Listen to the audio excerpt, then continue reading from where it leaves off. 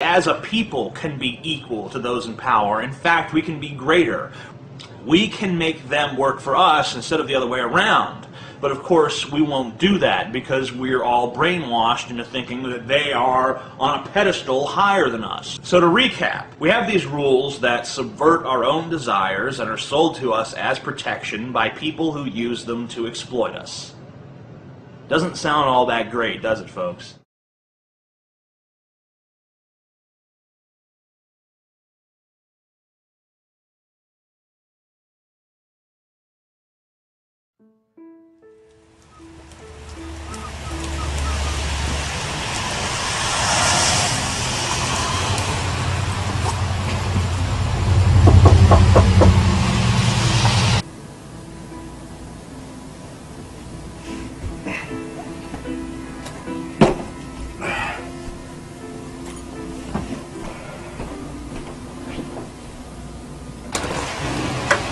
Oh, hey, dude.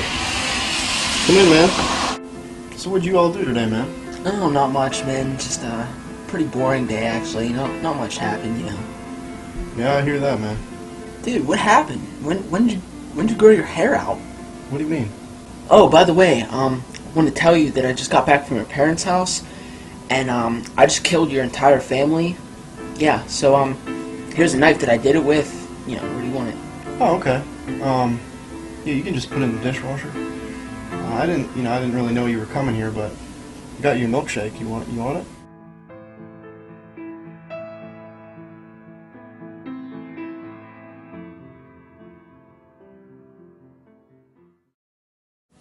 You can claim that you don't believe in God. You can deny with your words that He has written His law on our hearts, but you can't live that way. The lady in front of you in the post office who wants to pay for one stamp with a credit card, you do want to bash her in the head repeatedly. You might not do it even if you could, but you still kind of wanna. Everyone has little violent urges here and there. And in a society where we're less compelled to regulate those urges, we can become bloodthirsty monsters. Okay, Mr. Naturalist. So, a lady at the post office wants to purchase a stamp with her credit card. And, we think, well, that's going to take more time, we don't like that. And you say, well, you have the urge to just bash her in the head. Well, why not do it? Why not? I mean, supposedly there is no God. There is no judge that is above all mankind in which we give an account to. He has not written His law in our hearts. And so all we have here is just the material world, naturalistically explained. We evolved by chance over millions of years from lower life forms. Hey, why not do it? You can't have an argument against another person who would want to do that. That's just what they want to do. Some people want to watch movies. Some people want to sit at home and watch pornography. Some people want to, kill other people just because they want to. And you're saying, well, we have these urges, we have these desires. Well, why not do it? Why not? Do what we want. Who cares? I mean, we're just supposedly more advanced animals, than the lions and the birds out there. Whatever that means, okay?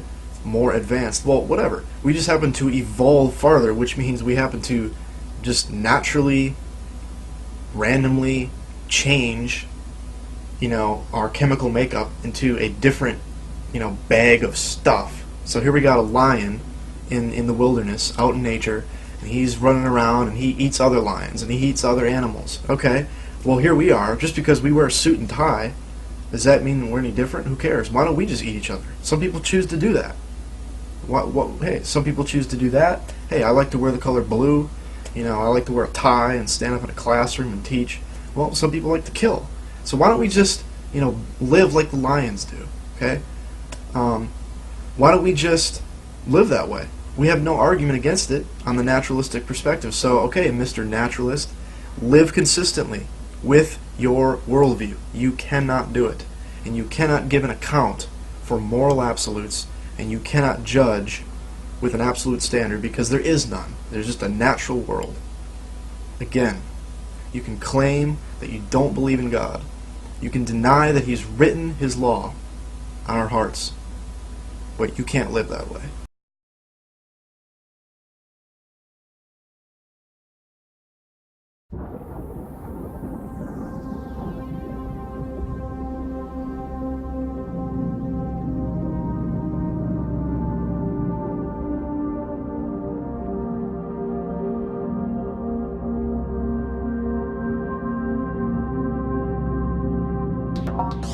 You are about to take what could well be the most important tour of your life. It's going to be a worldview tour. We are going to turn and gaze upon the face of God. What should we hear? What should we see? You are going to be amazed.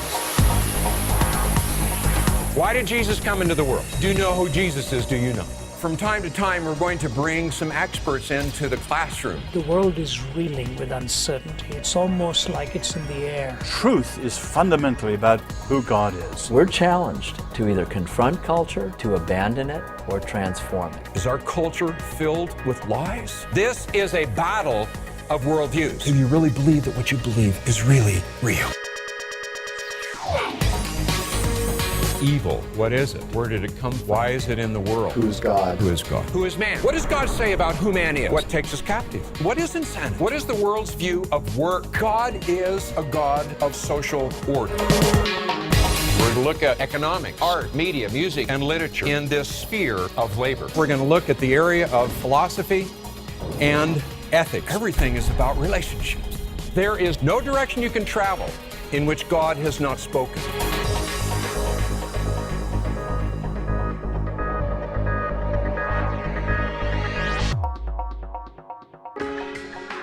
We get over 250,000 letters and phone calls at Focus every month.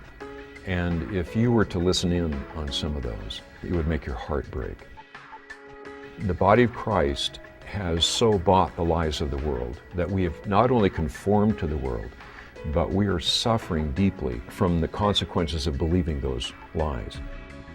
We have become convinced that the only long-term solution to this problem is to rebuild those foundations, to build again that comprehensive biblical worldview within God's people.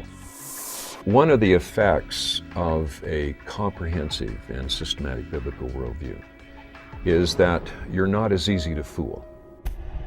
The effect we want to see upon people's lives is that they have that ability to discern and to be able to fend off those lies and the illusions that bombard them from every quarter of life.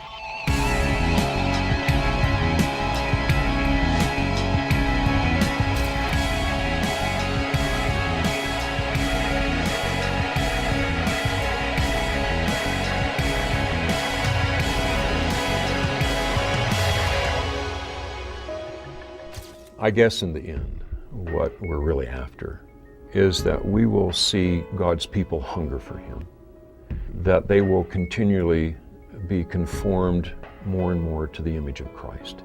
And what that means is when He weeps, we weep.